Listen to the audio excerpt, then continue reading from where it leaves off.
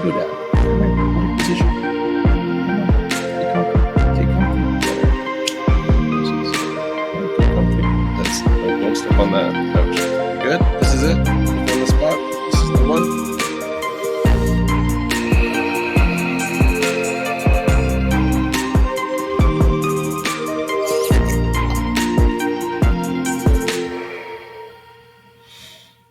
Welcome back. Another week is gone. 7 strong days. And it's Saturday again. A day where you can decide what to do with your time. Hopefully for the most of us. Go out and see nature. Spend time with friends. Get caught up around the house. Spend time with your kids. Whatever it might be. I hope it's beautiful weather wherever you are. It's a nice sunny day here in Muskegon. When you find your rhythm in life, it's a good rhythm.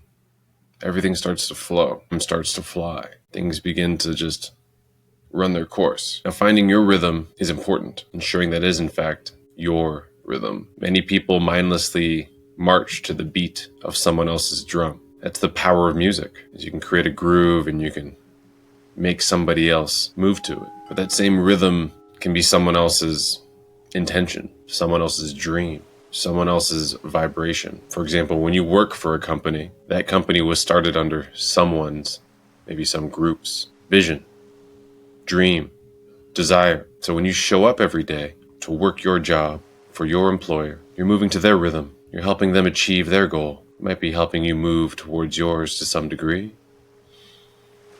And if it is, then good. You're doing what you need to do in that moment to move towards your success. But for many, many, that's not the case. Dancing to someone else's music. We're moving to someone else's beat. There's so much other noise in the atmosphere, so much other signal that you can catch someone else's wave, heading in the wrong direction, moving you further from your goal. Finding your own signal, moving to your own rhythm. It applies to everything in life. The books you read, the food you eat, the exercise you participate in, the activities that you do, the people you spend your time with, the music you listen to, on and on and on. It's all about finding your own rhythm. And once you find that rhythm, you should be in a state of joy, a state of bliss, a state of utter excitement. There should be nothing that should take you off of that beat. But if you find yourself doing some of these things haphazardly, or perhaps even mindlessly, or even begrudgingly, and maybe you're not in your rhythm. Maybe you're in someone else's rhythm. Finding your own rhythm is, well, it's a matter of preference. But more than that, it's a matter of listening to yourself, allowing the true you, whoever you may be, to blossom, to unfold, to open up, to just be. And I must admit, it is immensely difficult to do in the modern day. You'll see a lot of musical artists that all seem to sound the same. They all dress the same. They all act the same. It's like, well, whose rhythm are you dancing to? Whose music are you making? That's at one level. You see a lot of families that move the same, buy the same cars, act the same, think the same, go to the same events. Are they moving at their own rhythm? Possibly, right? Possibly they're picking up someone else's signal. They're riding someone else's wave. Possibly. Now, the question is for you to ask yourself, am I riding my own wave? Am I making my own wave? Am I happily gliding along, flowing through life? If the answer to any of those questions is not a heartfelt, resounding yes, it might be a good time to do some self-reflection, to try to start removing some of the extraneous layers that may have been applied to you throughout your life. Values that you don't actually hold. Beliefs that actually do not serve you, responsibilities that aren't actually your responsibility. And you do this in a way in order to uncover what has been there since the beginning, what has always been there and will always be there if you stop and listen. If you take a moment for yourself and just ponder, reflect, contemplate. Don't overthink it. Just let it vacillate in your mind. Say, this is maybe, I like, this is kinda, Just let it float there. Don't make a judgment on it. Your natural reaction will become very clear if you just think about it long enough. Not with some action that needs to take place, but just, how do you feel? Does it give you a knot in your stomach? Or does it make you smile and glide away, singing and whistling and skipping. It'll be pretty obvious. Taking the time, move away a lot of the addictions that have just been picked up over time. The things that we say we need in order to just be us, right? This is just muddying up the signal. This is helping us just get through the day. Anytime you say something to the effect of, I couldn't live without this, I need this in order to be me, you're sending a very low out into the world, but also inside to yourself. That 90% of your mind, which is subconscious, that you don't have direct access to, that listens to every single thought, every single word that comes out of your mouth. It listens, it accepts, it obeys. And here you are just gliding through life, ha ha ha, just like, well, I need my coffee in the morning so I can feel like myself. Really? Is that something you need? Or is that something that you've developed as a crutch? Is the pattern of your life maybe not your frequency? It's not your rhythm. Staying up too late because you like to party with these friends. And that means that you wake up kind of groggy. You got to go to work, which is stressful. So, well, the only things they have at the office that they provide for you are, well, coffee and energy drinks, maybe some matcha, maybe some kombucha. So you got to mainline that in order to have the up so you can go into that meeting and put your best face on and get your presentation done so you can ride that wave into the next thing. And you're doing it just to get by so that you can what? Ask yourself, is there another way? Is there something else that I should possibly be doing that would make me feel more fulfilled? That would give me that feeling of vibrance, that I'm waking up every day and moving under my own capacity, under my own drive, under my own lust for life. You've probably told your friends about it. You've probably been sitting at the bar saying, oh, I'd love one day to open an embroidery shop. One day. I'd love to just go and collect gemstones and sell those. One day. I'd love to just go fishing all the time.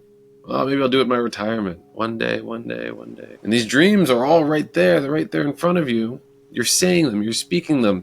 They pour out of you. And they get blocked by all of this other signal. Well, that doesn't make money. And I need to make money because I got my house. I got my car.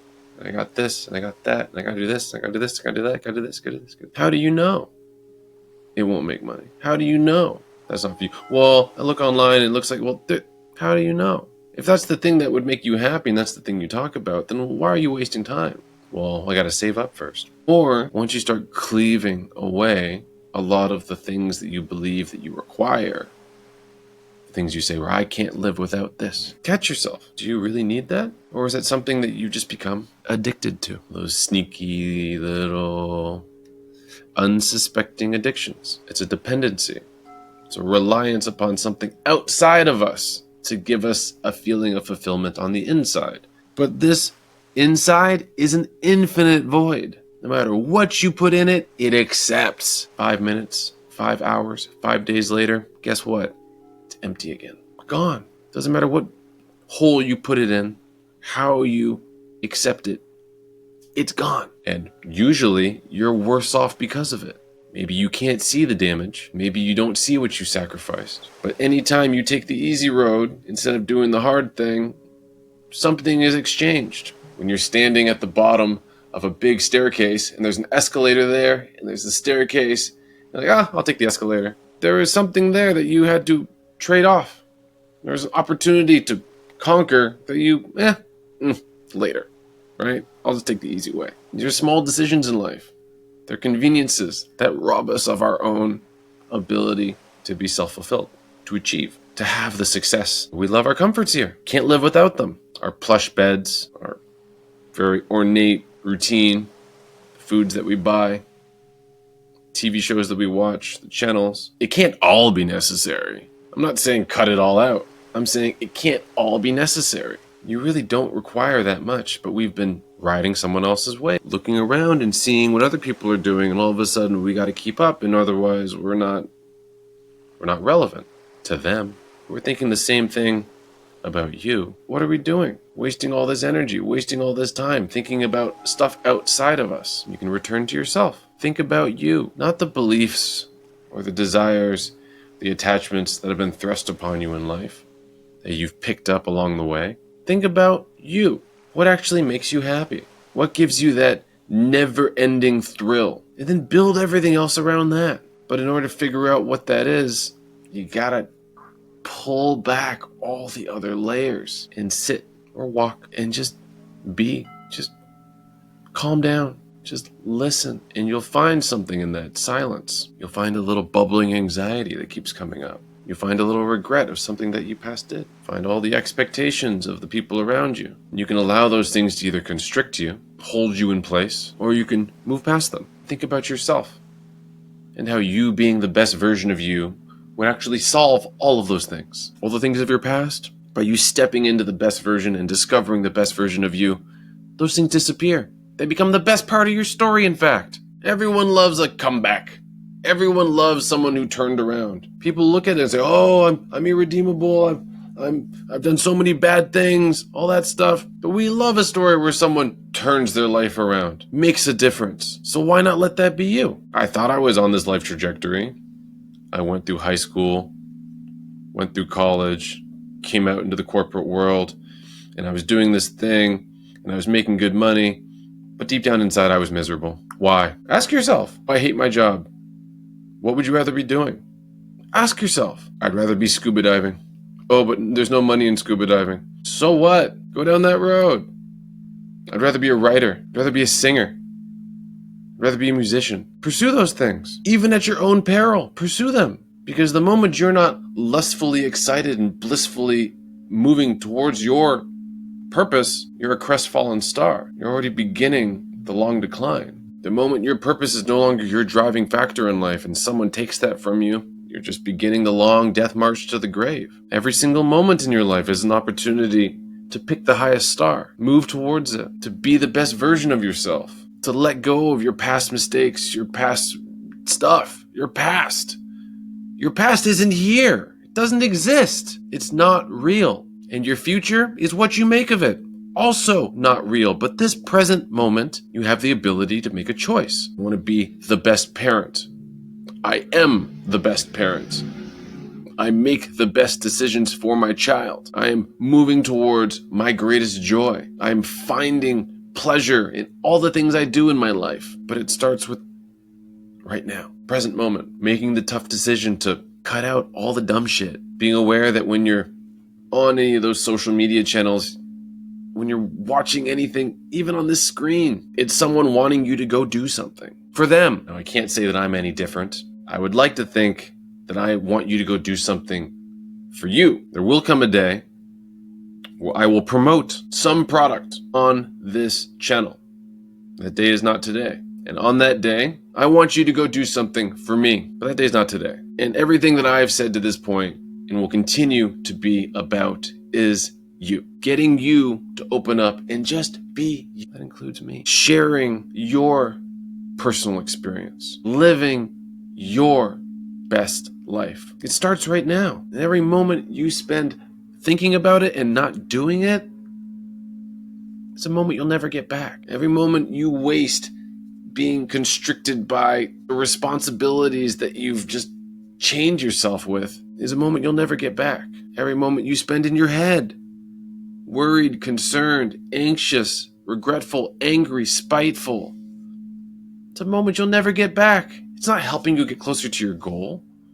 Let that go. Let it all go and fill yourself with the right vibration, with the right think, with the right feelings. Fill yourself with it and then watch how the world around you changes. Do you always see the bad in the day, or do you always see the good in the day? Do you speak from a place of love, or do you have a hard spot inside of you where it has this abrasive mechanism inside of you that speaks out from that place? Now is the time to try to be that person, the loving, caring, best version of yourself.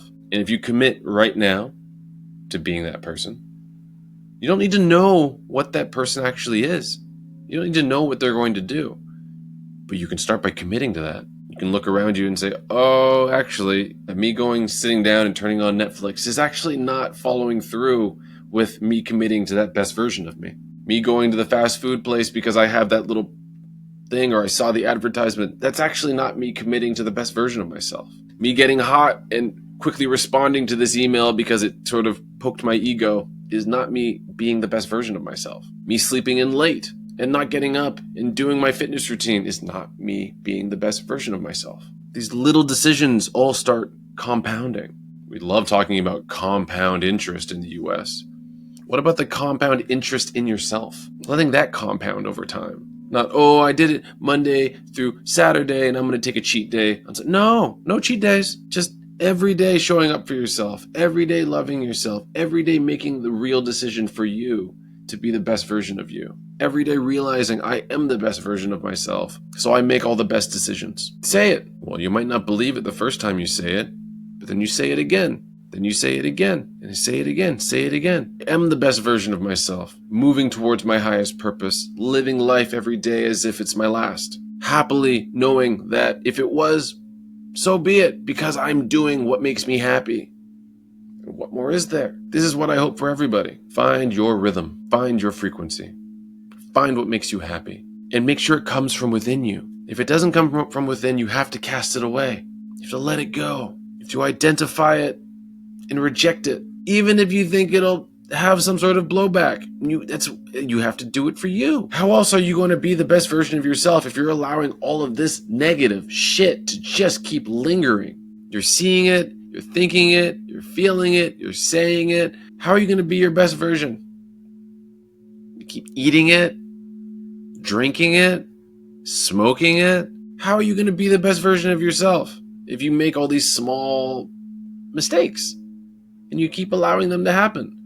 Now, if that's a part of your best version, do it. But then realize you are the best version of yourself. Nothing wrong with that. But then accept the fact that you are the best version of yourself, and then let that be. But many of us have this cognitive dissonance between the best version of ourselves that we want to be and the best version of ourselves that we currently are. Be the better version. Be the one that strives to always be better.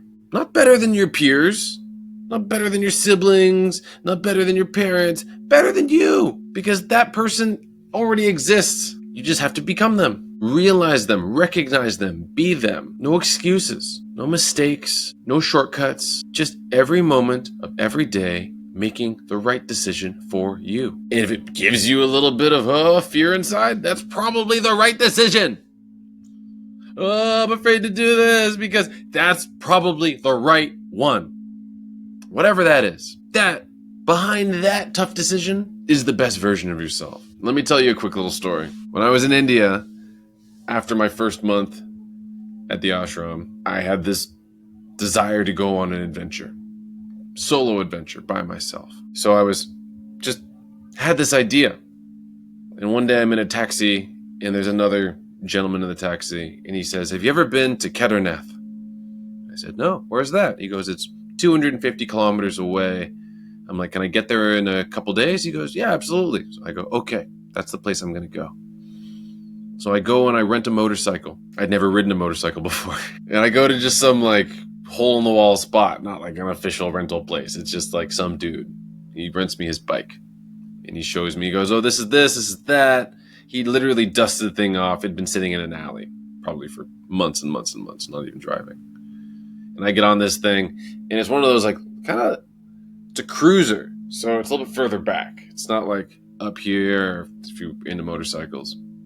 Tires are kind of bald. And I get on this thing and I start it up and I barely make it down the hill. And he's yelling at me. He goes, "Don't use the front brake." I'm like, "Okay, that's good advice." And I turn around and I get up the hill and I pass it. I'm like, "Okay, see you later." And I'm driving home. It's a manual. So I'm pulling the clutch and I'm learning how to find the first gear. The light's not working. And I'm trying to make it back to the ashram so I can park and go to sleep. And it's rush hour. So there's traffic, uphill, oh my goodness, clutch, brake, gas, okay, stall, clutch, brake, gas, car, cow, dog, clutch, brake, gas. And I get there and I'm smoking. Was that me? Was that the clutch? What's happening? I just started. I'm freaking out. I'm like, this is not even day zero. I get off the bike, I barely park it. Ugh, not a good start. One of the gentlemen comes out. He goes, "Oh, your bike's smoking." I'm like, "I know." He goes, "You should probably get that fixed." I'm like, So I go upstairs and I pack my bag, and I remember getting into bed that night and being terrified, bone-chillingly, shiveringly scared. Oh my God, what am I doing? This is the dumbest thing ever. This is so dumb. This bike is already, it's a problem from day zero. I don't know what I'm doing. I've never ridden a motorcycle before. So I'm writing this in my journal, journaling all this. I'm like, anxiety, fear. Holy shit, what am I going to do? I was like, okay, I wrote it all down. I was like, tomorrow we're going to wake up and we're going to take it slow and we're going to get the bike checked out and we're just going to go on our way. And in the morning I woke up, I got dressed and I went down there with renewed confidence. Okay, I got on the motorcycle, I started it up and everything was good. I went and got gas, and at the gas station another gentleman said, hey, you're smoking. You should probably get that checked out. I'm like, okay, this is clearly serious and clearly a problem. So let's go get this thing checked out. And at the next town, I went and I found another guy and I said, hey, can you take a look at my bike? And he checked it out and he goes, yeah, I can fix it. I go, okay. And I went and got lunch and he fixed it and I came back. I'm like, how much? He goes, no, free of charge. It wasn't that big of a deal. Awesome. And then I went going, some more, left that town, and then all of a sudden, done. On the side of the road, some mountain. Went up this hill, down this hill, bike turned off. Didn't turn back on. Technically, this would be one of your greatest fears come true. What if? Well, guess what? What if just happened? What next? And my first thought was, well, fuck. But my immediate second thought was, okay, what next? Not a moment of, oh my God, what? No, none. What next? How do we solve this? Where are we going to? This is going to resolve somehow. And that whole adventure ended up transpiring where I ended up making friends and them helping me out and everything just completely got reconfigured. I met some people, I got to see how they fixed bikes and got fixed up. $20 later, back on the road. Now, what happened through all of that was I had a fear that I moved towards despite the fear. And when I was able to cross over it, move through it, achieve, move beyond it, I ended up gaining more wisdom, more knowledge, more strength, more self-confidence. I thought, whoa, this was impossible. And then I went and did it. And then, oh my goodness, wow, I didn't know I was capable of that. I didn't think this was possible, but I took the first step. You gotta take the risk. Your greatest achievements are on the other side of that risk. And if you never take that risk, then you'll never know what you're capable of. You'll always just be, kind of just in the rut, dancing to someone else's beat, going to work, doing someone else's dream. But when that fear shows up and you're like, oh my goodness, that's the thing. That's the thing. Like when you want to go ask someone out. Ooh, right? Your heart starts pounding and your adrenaline starts going and you go up and you say, would you like to, can we go out on a, yes, go do it. They say yes, they say no, doesn't matter. You're following your own rhythm now. You're dancing to your own music. That only comes when you step out and shine. Take the risk. Playing it safe in your comfort zone and getting your steady paycheck and doing someone else's dream is not how you live your highest purpose. It's not how you grow to be the greatest version of you, which you already are. But you have to recognize it, to let go of all of the other stuff and just be you. I've always wanted to. That's it. That one. That thing. Whatever that is, go right the fuck now. Go do it. Go do it. Quit everything. Go be stressed about it and move towards it and realize, oh, it's actually way easier than I thought it was. It's way more fun than I thought it was. You're going to make new friends along the way. You're going to have a whole new life trajectory that's going to be driven by you. Beat of your own drum, the beat of your heart, the frequency of your highest and greatest desire that's just waiting to pour out of you. Anything else is a waste. Any other moment you spend doing someone else's dream is a waste. It's a total waste. So don't waste it. Don't waste it. This time is precious. We all came here for a reason. Nature doesn't make mistakes. So here you are living your life, and maybe you're a little bit off track, and maybe you've caught someone else's wave. Now is the time to catch it. Bring it all back. Spend some time with you. Go camping. Get out. Just think with yourself. Write your thoughts down. Try to figure out what's yours and what's not. And then by doing that, you will reconfigure your entire existence. 1 month, 6 months, 5 years from now, you'll look back and you say, wow, look at all those decisions that I had to make that seemed really hard back in the day, but well, now I can write a novel. Now I can write the story. It's true. I did the hard things. And look how fun that is. Versus I showed up and punched the clock for 20 years. I learned a lot, but now I get the chance to go and find out who I am and what I want to do and where I want to live and what I want to be. But your best years are now, well, behind you. So how do I sum all this up? Start now. Don't waste any time. Start by believing in the best version of you, that you are the best version of you. And then think about what the best version of you would be doing. And then do that. Move towards it. You can start slow. Maybe just do it in the evenings, but it permeates your entire day. From the food you eat, to the stuff you buy, to the people you spend your time with, to how you spend every moment, every breath of your life. And if you can be honest with yourself and you can start every morning by being the best version of yourself, all you need to do is just win that day. Start again in the morning. I am the best version of myself. What is that best version going to do? Whatever it is for the day, it'll come to you. You're like, I need to quit my job today. Today's the day. Whatever the impulse is, okay, that's it. I'm the best version of myself. What am I going to do today? Oh, I meant to go and do this today. Go here today.